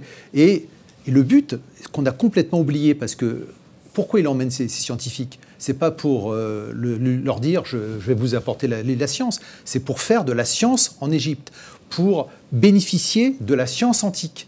Et arrivés sur place, certains vont accompagner donc le général des Ais, et là on va découvrir ce qu'on ne savait pas, parce que si on le savait, on n'y aurait pas été. Donc on découvre donc cette grandeur de la civilisation donc égyptienne pharaonique. Mais le but, c'est vraiment de faire de la science en Égypte, en disant nous allons renouer avec la science antique, avec Alexandrie, donc le berceau de sciences modernes. Et n'oublions pas, Napoléon, c'est un grand scientifique.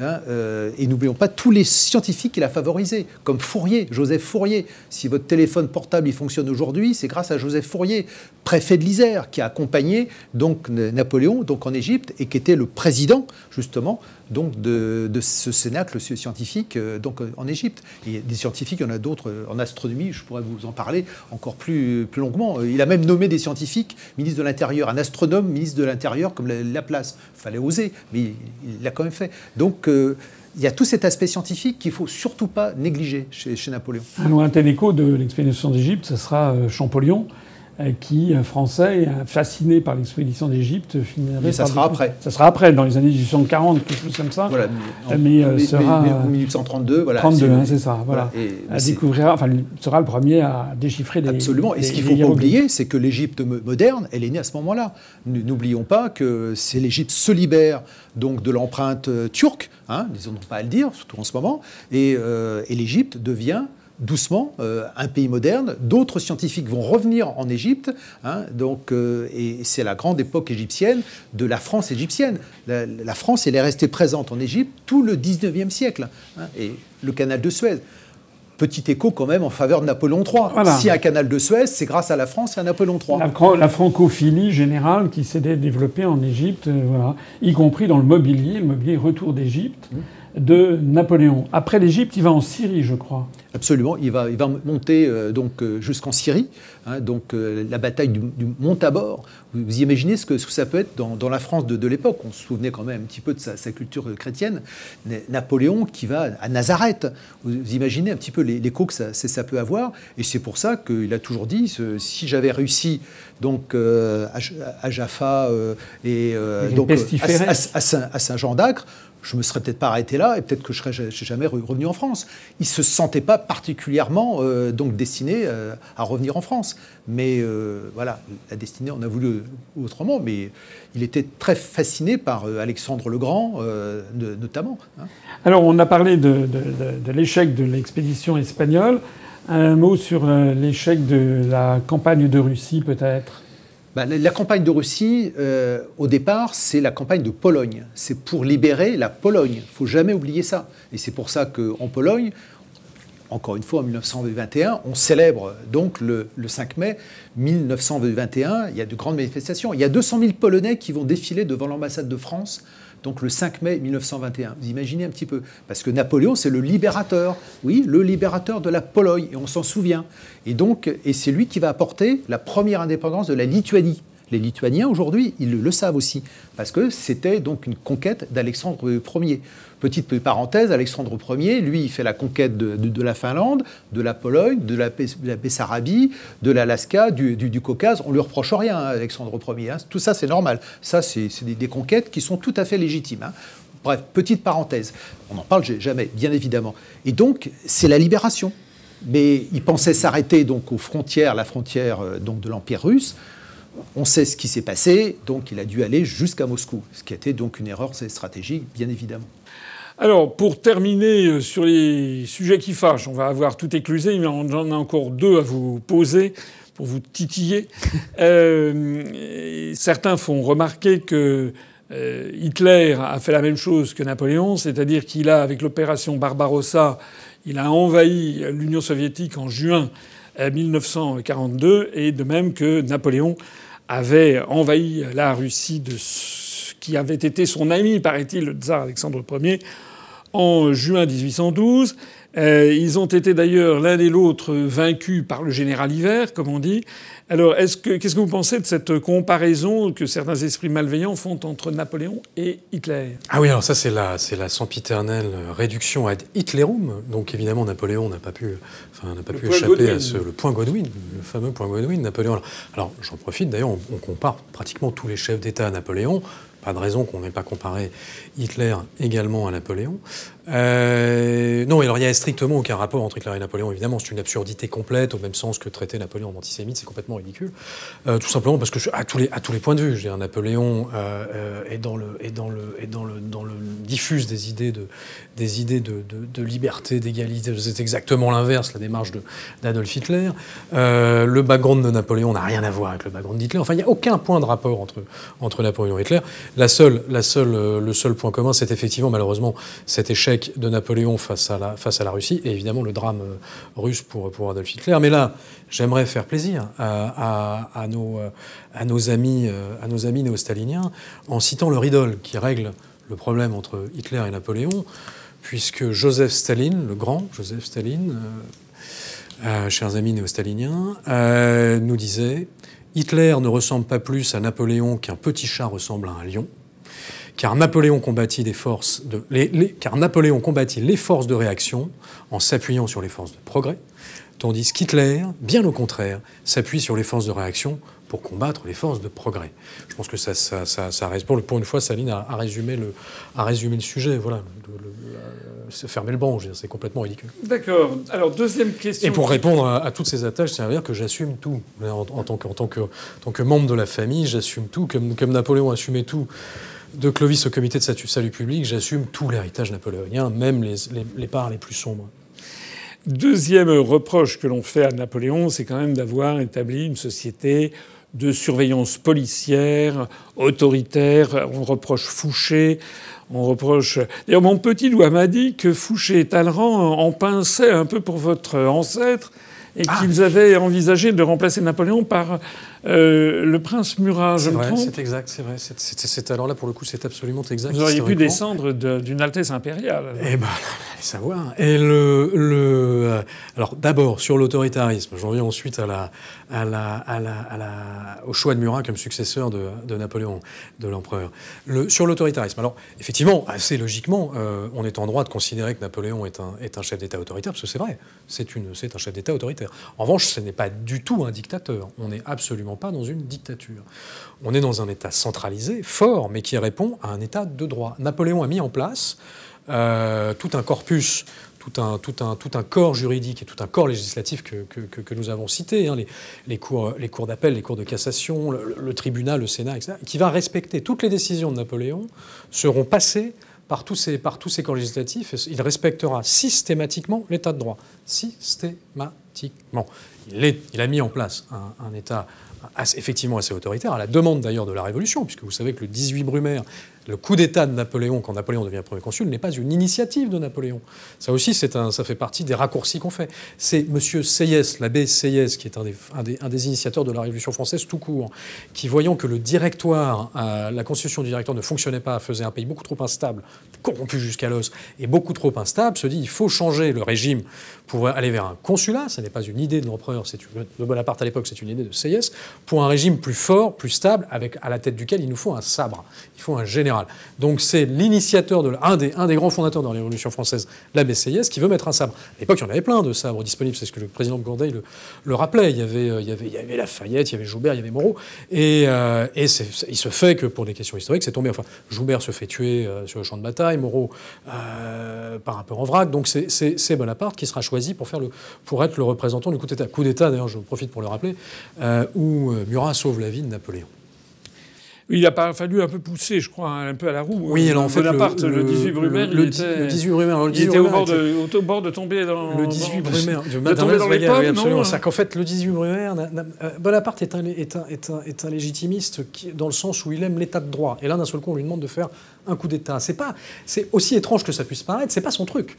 Et donc l'idée, si vous voulez, il fallait faire tomber 3 directeurs pour qu'il n'y en ait plus que 2, donc faire tomber le directoire et après faire passer un nouveau régime. Donc ça, vous avez Lucien, Joséphine et Murat, avec Bonaparte aussi, mais c'est Lucien, Joséphine et Murat massivement qui s'occupent d'obtenir la démission des 3 directeurs, donc de préparer le coup d'État. Il faut convaincre le Conseil des Anciens. Il y a le Conseil des Anciens et le Conseil des 500. Le Conseil des Anciens, c'est un peu l'équivalent de notre Sénat à nous. Le Conseil des 500, c'est un peu l'équivalent de notre Assemblée nationale. Le Conseil des Anciens est convaincu rapidement. Il faut changer, il faut passer un consulat, pas de problème. Ensuite, il faut convaincre le Conseil des 500 qui se réunit à Saint-Cloud, qui n'avait plus l'habitude de ça, qui se dit qu'est-ce qui nous arrive, pourquoi on est à Saint-Cloud. Et là, le général Bonaparte entre, pour dire citoyen, etc. Voilà, et commence à faire un discours où il est très très mauvais. Il fait un très piètre orateur. Il entre en plus avec son sabre. Donc les députés disent qu'est-ce que c'est une honte, c'est une provocation, etc. Et donc il est sorti. Il est à ça d'être déclaré hors la loi. Et il se gratte la peau. Il est pris d'investi, il se gratte. Et Napoléon a une peau qui est faite de beaucoup de boutons, de petits. Il n'y a pas une peau très saine. Et donc il saigne très vite. Et donc en fait, il a le visage en sang. Mais c'est pas parce qu'il a été battu, c'est parce qu'il s'est gratté la peau. Et donc là, Lucien voit ça au loin et se dit tiens, on va expliquer que Napoléon se fait attaquer par les députés. Murat profite de l'occasion, on dit très bien, on va sauver l'empereur, on va sauver le général Bonaparte. Et là, Murat rentre dans la salle du Conseil des 500. Citoyens, vous êtes dissous, foutez-moi tout ce monde là dehors. Et c'est là qu'a lieu le coup d'État. En fait, le coup d'État est fait physiquement par Murat, et il porte, et c'est un coup qui a été organisé par Sieyès, Lucien, Murat, Bonaparte et Joséphine. Voilà. Et Napoléon Bonaparte, lui, a été un peu promené là-dedans, Oui, plus qu'il n'a été, il a plus été utilisé qu'utilisé. Voilà, et il se retrouve premier consul. Alors là, il va dépasser toutes les espérances. Je veux dire, l'enfant chéri de la victoire devient en plus le fils prodigue, parce que là, c'est incroyable. On a cité tous les acquis qu'on doit enfin, il hérite d'un pays qui est en état de guerre civile, qui est attaqué à toutes ses frontières, et il fabrique la France moderne. Enfin, voilà, il avait une grosse matinée à tuer, donc il fabrique la France moderne. C'est incroyable, Napoléon. Donc voilà, Napoléon, si vous voulez, c'est vraiment de la vitamine. Je vais vous paraître un peu trivial, cher François Asselineau, mais pour moi, Napoléon devrait être remboursé par la sécurité sociale. Il devrait être sur la liste des médicaments remboursés par la Sécu. C'est le meilleur des antidépresseurs, Napoléon. Alors, je vais quand même... Alors, pour revenir, sur Murat, successeur de l'empereur, parce que vous m'avez tendu cette perche, c'est gentil, parce que c'est vrai. C'est un fait, historiquement, c'est indéniable. On est en décembre 1808. Napoléon a lancé la guerre en Espagne par cette maladresse en mettant son frère Joseph. Il est souvent en Espagne. Et là, Fouché et Talleyrand, qui sont ministres de l'Intérieur et ministres des Affaires étrangères, qui se détestent, Fouché et Talleyrand, mais qui sont des vrais hommes d'État, pour le coup, s'intéressent de l'avenir de la France. Ils ne s'intéressent pas qu'à leur petite personne. Ce qui est peut-être un exemple dont on pourrait s'inspirer. Et décident de se réunir. Donc, Talleyrand et Fouché se réunissent pour se dire voilà, que fait-on si Napoléon meurt dans une embuscade en Espagne ? Il faut un héritier pour tenir l'Empire. Et ils arrivent tous les deux à la conclusion, assez rapidement d'ailleurs, que le seul qui peut prendre la suite, c'est Murat. Alors, c'est Murat, c'est pas un des frères de l'empereur, c'est pas un autre, c'est Murat. Alors pourquoi Murat ? Pour 3 raisons. La première, c'est parce que Murat est le membre de la famille impériale qui est le plus aimé par la population française, parce qu'il est flamboyant, c'est un espèce de super-héros invincible sur tous les champs de bataille. Si vous voulez, c'est le super-héros Marvel, DC Comics de l'époque. C'est Superman plus Batman plus Iron Man, Murat. Et il a un physique, il est magnifique, il est très très beau. C'est un mixte entre Brad Pitt et Sébastien Chabal. C'est une force de la nature. Il est particulièrement intelligent, très accessible, très sympa. C'est un gars du Sud-Ouest, c'est un gars du Quercy, c'est un cadet de Gascogne. Et donc fondamentalement sympathique. Donc ça, c'est la première raison, c'est que le peuple l'aime bien. La deuxième raison, c'est que Murat est le seul dont la totalité de la Grande Armée le suivra. Parce que vous avez plein d'autres chefs de guerre à l'époque, vous n'avez pas que Murat. Mais Murat est le seul que la totalité de l'armée suivra. C'est le seul maréchal qui aurait pu être suivi par la totalité de l'armée. Et la troisième raison, c'est parce que Murat a, lui, une vision du développement de l'Empire qui n'est pas du tout la même que celle de Napoléon. Et c'est d'ailleurs une des grandes raisons de l'inimitié qui va se créer au fil des années, à partir de 1808, d'ailleurs, entre Napoléon et Murat. C'est que Murat, lui, a une vision de construction de l'Europe des nations. Murat a vu en Espagne, il a vu en Italie, il a vu en Pologne, il va voir ensuite en Russie, mais pas encore, on est en 1808, a vu ce principe des nationalités éclore partout. Et il essaye de faire comprendre à l'empereur que vouloir mettre les nations européennes sous une bulle un peu sous la mode maastrichtienne, mais avec la botte napoléonienne dessus, c'est très dangereux, ça ne marchera pas. Il va y avoir une révolution dans tous les pays, il va y avoir des réactions. C'est vrai en Espagne. Et ça, Napoléon ne veut pas l'entendre. Et donc Murat a cette vision-là. Et Talleyrand et Fouché savent très bien que la vision de Murat est la bonne. D'ailleurs, Jean Tullard a écrit un très beau bouquin qui s'appelle Murat ou l'éveil des nations, et qui résume très bien tout ça. Et donc ça fait partie c'est la troisième raison pour laquelle Fouché et Talleyrand souhaitent mettre Murat plutôt qu'un des frères de Napoléon à la tête de l'Empire comme successeur, c'est que politiquement, il a effectivement une vision qui permettrait de maintenir un empire français qui pourrait c'est ce que disait Tullard, ainsi c'est Murat qui le premier a dans la tête une Europe des nations, qui eût été plus solide que le Grand Empire, et eût évité les révolutions de 1830 et 1848, rendez-vous compte quand même. Entre deux oncles, Napoléon Ier et Murat, c'est du second que Napoléon III est le véritable héritier, calomnié par Napoléon, fusillé sur l'ordre d'un tyran déconsidéré. Murat meurt, osons le dire, en martyr de l'Europe. Ça, c'est Jean Tullard qui dit, c'est pas moi. Donc voilà, donc effectivement, il a cette vision de l'Europe des nations, et c'est ce qui se fait. Alors, le courrier de Talleyrand et Fouché à Murat, parce que Murat n'est pas du tout au courant que Talleyrand et Fouché ont décidé que c'était lui le successeur. Le courrier est intercepté par Napoléon. Quand il tombe là-dessus, il a foudrage. Donc ça va précipiter la répudiation de Joséphine, parce qu'il se rend compte qu'il lui faut un fils. Parce qu'ils se disent, Murat, mais Murat, c'est pas un de mes frères, Murat, c'est pas... Murat, et donc ça le déstabilise complètement. Et donc ça va précipiter l'inimitié entre Murat et Napoléon, évidemment, en tous les cas la très grande méfiance de Napoléon vis-à-vis de Murat, alors que le pauvre Murat, à nouveau, n'était absolument pas à l'origine de cette nomination. Donc c'est pour ça que Napoléon va répudier Joséphine de Beauharnais. Ça a beaucoup joué, oui. Se C'est marier dommage d'ailleurs, avec- parce que Murat et Joséphine étaient très amis. Donc, avec Marie-Louise d'Autriche pour avoir un fils avoir qu'il un aura, fils, ouais. qu'il aura Qui sera d'ailleurs. l'héritier, Qui sera pour faire une dynastie. les glands. Donc si je vous comprends bien, finalement, vous êtes en train de m'expliquer qu'à partir du moment où Murat, votre glorieux ancêtre, devient notamment roi de Naples, il va un peu endosser pour son compte les souhaits de la population napolitaine, les souhaits des Italiens. Il va mieux comprendre que l'Europe, c'est en fait une constellation de nations. En plus, c'est le début du 19e siècle, ça va être effectivement la crise des nationalités qui va triompher au milieu du 19e siècle. Donc lui, il eût été pour une Europe plutôt des nations. Alors que, donc plutôt souverainiste, si l'on peut dire. Oui, complètement souverainiste. Alors que Napoléon Ier, lui, est l'ancêtre peut-être de l'Union européenne sous la tutelle de la France. Voilà, si vous voulez, or, si on prend soit la tutelle de la France, ou si vous voulez faire un parallèle, et sur le fond, le parallèle peut fonctionner.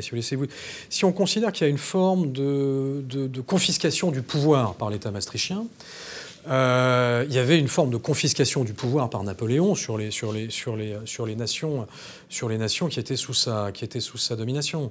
Alors que la version poussée par Murat et Fouché, Talleyrand, également un peu, je crois, Eugène de Beauharnais, était une version, elle, qui était beaucoup plus proche du traité de Rome, cette idée de l'Europe des nations du général de Gaulle. Oui, c'est pas la même. Alors, c'est très injuste d'ailleurs, parce que dans le mémorial de Sainte-Hélène, donc, qui est un ouvrage de propagande, qui n'est pas du tout un ouvrage historique, c'est un ouvrage de propagande, écrit par Lascaz pour faire un coup éditorial, qui est donc publié en 1823. En 1823, le principe des nationalités est à la mode, donc, alors qu'il ne l'était pas du tout en 1815. Donc, en 1823, le principe des nationalités est à la mode. Donc, Lascaz fait de Napoléon le champion des nationalités, ce qui est une contre-vérité totale, et fait porter sur Murat tous les échecs de Napoléon, ce qui est parfaitement odieux. La campagne d'Espagne, Murat n'y est pour rien, au contraire. Il a fait tout ce qu'il a pu pour limiter les dégâts et toujours dit à Napoléon, n'y va pas, c'est une erreur. Et la campagne de Russie, la retraite de Russie, sur laquelle on fait porter à Murat l'échec de la retraite de Russie. Alors là, tous les historiens sont unanimes, ça n'a aucun sens. Et sur l'Espagne, d'ailleurs, c'est même au-delà de ça, c'est-à-dire que Jean Tullard a démontré, avec la Fondation Napoléon, Jean Tullard a démontré que Lascaz produit un faux. Il produit un courrier du 29 mars 1808 de Napoléon censé prouver la responsabilité de Murat dans le drame espagnol, et c'est un faux.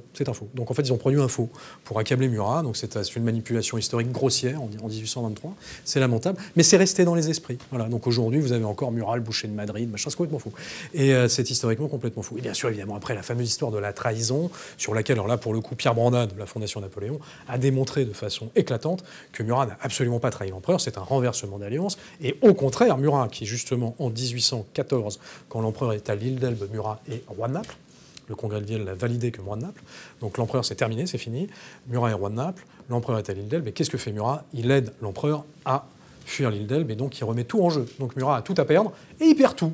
Donc celui qui était le plus fidèle, à la rigueur, presque un peu bêtement, à l'empereur, c'est Murat. Oui, c'est un peu l'impression que ça donne, mais même Oui, avant même que Napoléon ait rejoint Paris, avant la période des 100 jours, il s'était déjà complètement déclaré en sa faveur. Oui, il a attaqué immédiatement les Autrichiens pour favoriser le débarquement de Napoléon au Golfe Géant. Et là, Napoléon entre dans une colère noire, puisque le projet brillantissime de Napoléon pour faciliter son débarquement, c'était de faire croire qu'il avait l'appui des Autrichiens. Donc vous imaginez bien que personne n'aurait jamais cru que Napoléon avait l'appui des Autrichiens sous prétexte que son beau-père était l'empereur d'Autriche. Personne n'aurait jamais avalé ça. Mais c'était son idée géniale.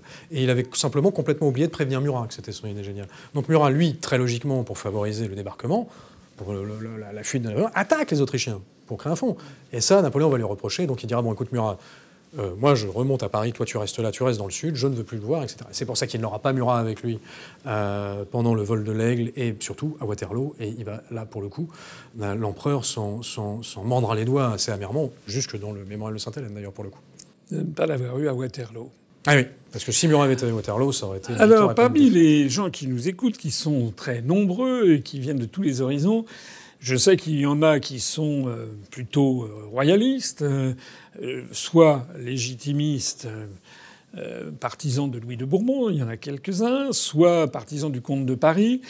Bon, question qui fâche. Louis XVIII, lorsqu'il est réfugié dans le royaume de Courlande, donc dans les Ça pays... pour le coup, ça lui va bien, je trouve. Mais oui. écrit à Napoléon, lui écrit une lettre sur le thème bravo, faites-moi remonter sur le trône et je vous nommerai lieutenant général du royaume. Et en gros, Napoléon Ier lui fait un peu un bras d'honneur. À partir de ce moment-là, les monarchistes vont considérer Napoléon Ier comme un imposteur, comme un usurpateur, exactement. Qu'est-ce qu'il en est aujourd'hui Aujourd'hui, les liens entre les familles royales qui descendent des Bourbons ou celles qui descendent de l'actuel prince Napoléon, les Murat, les Romanov. Alors par exemple, le grand-duc Georges Romanov est un de mes plus proches amis. C'est quelqu'un avec lequel j'entretiens des relations d'amitié très très profondes. On était d'ailleurs en février dernier ensemble sur le champ de bataille de Vyazma, qui est en Russie, donc à enterrer côte à côte, à rendre les honneurs militaires aux soldats français et russes qui, à l'époque, s'entretuaient en 1812. Et là, on a rendu des honneurs militaires avec une célébration catholique et orthodoxe. C'était extraordinairement émouvant. Vous savez, c'est dans la série de ces corps de soldats français qui ont été retrouvés par Pierre Malinowski, dont le fameux général Gudin également. Et donc là, c'était très émouvant. C'était avec son Altesse impériale le Grand-Duc Georges de Russie, qui est vraiment un ami très très proche. Sur les Murat et les Orléans sont très amis, sont cousins. Donc vous avez des contacts avec le comte bien de sûr, Paris. Bien sûr. Alors avec Jean d'Orléans, pas très très fréquent parce qu'il habite dans le sud de la France.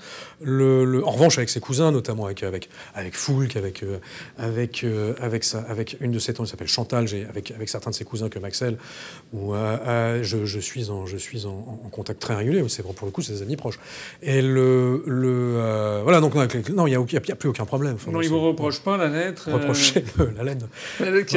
Que votre aïeul, oui, parce que vous êtes quand même l'arrière petit-neveu de Napoléon. Vous savez, il y a une particularité des familles royales, c'est que qui ne règnent plus.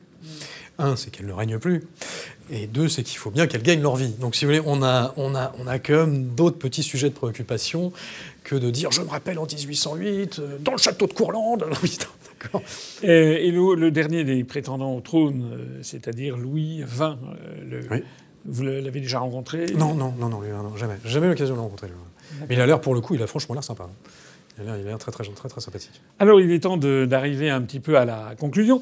Il y a quelque chose dont on n'a pas parlé, c'est l'utilisation de Napoléon. J'ai apporté, là, pour vous la montrer, c'est une très, très jolie médaille qui fait partie de ma collection, qui a été frappée en 1840 sous Louis-Philippe. Lorsque le Royaume-Uni, la France, avec Louis-Philippe et la reine Victoria, se sont rapprochés, reine Victoria qui vient de monter sur le trône, et les Anglais donnent leur accord pour rapatrier le corps de Napoléon Ier, donc qui est mort à Sainte-Hélène en 1821. Il a été enterré à Sainte-Hélène, et puis la dépouille mortelle est rapatriée. Donc c'est une très très jolie médaille. On voit une espèce de visage mortuaire de Napoléon sur son lit où il est décédé dans la villa de Longwood à Sainte-Hélène. Il y a d'ailleurs en dessous cette célèbre formule que je me permets de redire, puisque on est ici pour commémorer ou célébrer la 200e anniversaire de sa mort. Il y a écrit en dessous « Je désire que mes cendres reposent sur les bords de la Seine, au milieu de ce peuple français que j'ai tant aimé ». Voilà, donc ça, c'est en dessous de son masque mortuaire. Et de l'autre côté, on voit que c'est Son Altesse Royale, le prince de Joinville, donc qui est l'un des fils de Louis-Philippe, et qui est allé avec un navire de la Marine nationale française, qui est allé chercher on est encore à l'époque des bateaux à voile, qui est allé chercher la dépouille mortelle de Napoléon, enfin le corps, et qui la ramène. Cette dépouille va remonter la Seine, on voit ici passant sous un pont à Rouen, et qui va arriver jusque auprès des Invalides à Paris, où le cercueil va être transféré, puis ensuite transféré aux Invalides. Donc il y a en 1840, sous Louis-Philippe, la volonté d'essayer de rassembler un peu un peuple français qui est extrêmement divisé, puisqu'il y a le souvenir de la Grande Armée. Il y a encore énormément d'anciens combattants qui ont gardé dans le cœur l'esprit de Napoléon. Il y a les légitimistes, ceux qui voudraient le retour sur le trône de Louis XVIII, qui d'ailleurs l'ont obtenu, puis de Charles X, c'est-à-dire les deux frères de Louis XVI. Et puis après, il y a eu la Révolution de 1830 suite aux ordonnances prises par le prince de Polignac contre la liberté de la presse. Et puis Louis-Philippe arrive au pouvoir, mais Louis-Philippe, c'est la branche d'Orléans. Il descend pas de Louis XIV, il descend de Louis XIII. Il descend du frère de Louis XIV.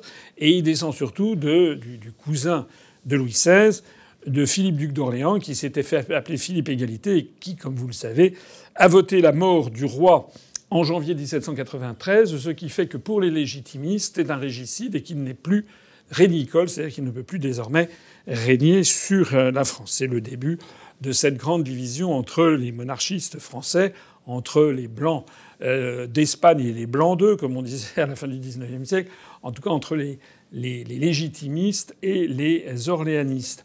Il y a donc une volonté de récupération politique que l'on voit à cette époque, en 1840. On va la retrouver en 1940, excusez-moi d'y revenir, c'est avec les nazis. Ah oui. Les nazis qui vont faire rapatrier en France le corps de l'Aiglon, voilà, pour qu'il repose à côté de son père, sous la coupole des Invalides. Et alors, cette récupération politique à un siècle d'écart essaye de récupérer Napoléon en termes positifs. Et à notre époque, comme on l'a dit au début de cet entretien que l'on va terminer maintenant, ben c'est un peu l'inverse. C'est un peu le mistigris. Et donc c'est à qui rejettera l'image de Napoléon. Alors qu'est-ce que ça vous inspire en conclusion, Prince Joachim ? Très rapidement, François Asselineau, sur le rapatriement du roi de Rome aux Invalides par Adolf Hitler. Il faut savoir qu'à l'époque, le prince Napoléon et le prince Murat sont dans la résistance française, les deux. Le prince Murat, mon grand-père, sera tué en 1944 par la division Das Reich. Celle-là même qui avait commis au Radour-sur-Glane, absolument. Le prince Napoléon, qui fera une très belle résistance, lui, sortira vivant de tout ça. Et surtout, le prince Napoléon était donc celui qui tenait à l'époque ce qui restait du parti bonapartiste. Et le prince Napoléon a donc mis en sommeil dès 1938, il me semble, peut-être 1939, le parti bonapartiste pour que justement il ne soit pas instrumentalisé par des turéféraires ou par des amateurs d'Adolf Hitler. Donc là, vraiment, pour le coup, effectivement, pas de peau, pas de chance. Il a fallu que ce soit Adolf Hitler qui ramène le roi de Rome. Donc, mais alors là, la famille, non seulement, évidemment, n'est pas désolidarisée, n'a jamais été du tout associée à quoi que ce soit dans tout ça. Donc, au contraire, puisqu'on était les deux princes, le prince Napoléon et le prince Murat, étaient dans la résistance et se battaient contre les Allemands, justement, à l'époque. Sur l'instrumentalisation, donc l'instrumentalisation, aujourd'hui, est une instrumentalisation négative. Moi, alors, on peut parler de Napoléon pendant des heures, on peut le critiquer, on peut l'adorer, on peut être napoléonâtre, on peut être napoléonophobe, on peut faire ce qu'on veut avec Napoléon, c'est formidable. Il n'y a qu'une seule chose à laquelle je pense qu'il faut être attentif, c'est qu'on est face à un risque de démarche d'effacement sur des prétextes complètement fallacieux, sur des détournements, des instrumentalisations. On va effacer les personnages, donc ça c'est évidemment très dangereux. Et il y a un autre aspect qui moi me frappe vraiment, c'est que Napoléon, si vous voulez, c'est un condensé d'énergie. Comme je vous l'ai dit tout à l'heure, c'est de la vitamine pure. Et on a l'impression que ça embête. On veut surtout pas donner de l'énergie aux Français. Il faut surtout pas donner un sentiment de fierté, un sentiment de « Ah oui, tout de même, la France a été un grand pays. La France a fait de très belles choses. » Ça, surtout pas. Donc ça, il faut casser ça. Il faut mettre en place à nouveau la pompe à ressentiment, la pompe à repentance et surtout casser la pompe à grandeur qui fait tellement peur à tout le monde. Et donc Napoléon, si vous voulez, c'est un moteur d'énergie, c'est un moteur de volonté, c'est un moteur de grandeur, c'est un moteur de fierté. Et bien sûr qu'il y a des zones qu'il faut discuter, critiquer, mais quand on parle de Napoléon, ne pensez pas Napoléon, pensez France napoléonienne. Et là, vous êtes dans quelque chose de magnifique, de fantastique. Cette France où une lavandière devenait duchesse, où un fils d'aubergiste devenait roi de Naples, où un pouce mégot devenait membre de l'Institut. La France de la méritocratie pleine, entière, est vrai. C'est très rare moment de l'histoire de France où la méritocratie a joué à plein. Donc là, si vous voulez, c'est pour ça que je pense qu'il faut qu'on se rappelle que nous, Français, la France et les Français ont été capables de produire quelque chose d'aussi grand, d'aussi formidable, d'aussi bénéfique dans l'ensemble. Une fois de plus, bien sûr, des zones d'ombre, mais aussi bénéfique dans l'ensemble. qu'est-ce qui nous empêche de recommencer à faire quelque chose de bénéfique et de nous rassembler autour de ça? La personne de l'empereur, par exemple, peut tout à fait servir d'exemple d'intégration à plein de gens. Il est arrivé, il ne parlait pas un mot de français, abandonné seul dans une petite école, et c'est devenu l'empereur des Français. Ouais, donc quelqu'un qui arrive d'un pays étranger, qui ne parle pas un mot de français, pouvait devenir l'empereur Napoléon. C'est un exemple d'énergie, un exemple de volonté. Tous ces soldats sont des exemples de dévouement, de succès. Voilà, je pense qu'il y a beaucoup de leçons à tirer. Il faudrait instrumentaliser Napoléon bénéfiquement, comme on a su le faire jusqu'à Pompidou, et pas négativement, comme on le fait depuis ce clairon qui ne sonne que les retraites, c'est-à-dire depuis Jacques Chirac. Donc mettons fin à la jurisprudence Chirac.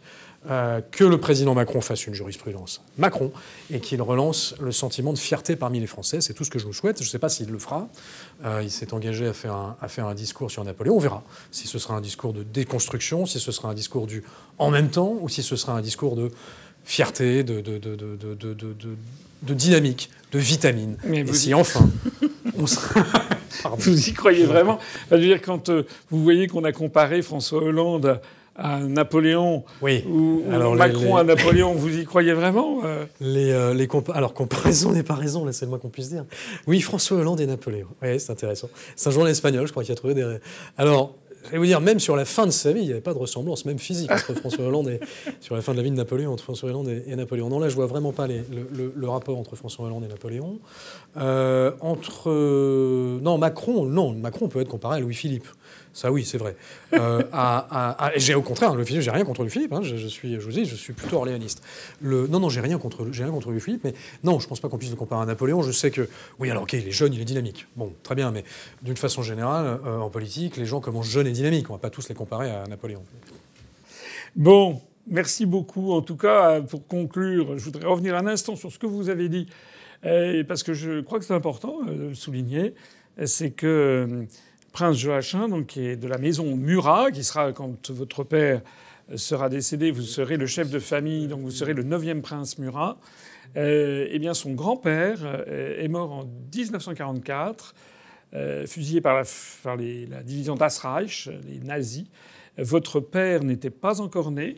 Il est né 3 mois après. Il est né 3 mois après. Mon père est pupille de la Nation. Il était pupille de la Nation. Donc je me permets de le souligner aussi parce que c'est important de montrer que même des personnes qui ont, comme vous, qui ont une ascendance extrêmement prestigieuse, on a l'impression quand même qu'il y a un ADN dans la famille qui vous rend patriote et qui vous rend du côté des Français. Voilà. Pour ce qui me concerne, je suis très satisfait de cet entretien. Je crois que c'est important que tous ensemble, on regarde la France telle qu'elle est. L'histoire, c'est un tout. On a le droit, bien sûr, de critiquer, de s'interroger. C'est d'ailleurs ce qu'on a fait avec Christian Bourdeil et avec vous-même, Prince Joachim. Je crois qu'on a beaucoup creusé le sujet de Napoléon. Vous vous êtes fait une opinion, je pense, entre ces moments de lumière, ces moments d'ombre. Je suis en tout cas de ceux qui sont persuadés que nous devons commémorer, voire célébrer Napoléon Ier, sans occulter effectivement les critiques que l'on peut lui faire avec 2 siècles de recul, mais sans oblitérer non plus tout ce qu'il a apporté à notre pays, et puis surtout en gardant bien à l'esprit, et je crois que vous serez d'accord, Prince Joachim, Monsieur le Président, vous serez d'accord avec moi, c'est que la pire des choses pour une nation, c'est qu'on oublie sa propre histoire, parce que c'est le début de la fin, comme l'avait dit le maréchal Foch. C'est en oubliant sa propre... Si on perd la mémoire de ce que l'on est, c'est la seule façon de détruire une nation. D'où l'importance qu'il y a. Et même si les cérémonies officielles sont inexistantes ou quasi inexistantes, eh bien, j'ai tenu à ce que l'UPR TV soit là pour vous recevoir et pour vous donner la parole, et pour le faire connaître à tous nos compatriotes. Merci beaucoup, Président. Merci beaucoup à vous pour votre invitation. Merci, Prince. Merci beaucoup, François Asselineau. Merci 1000 fois.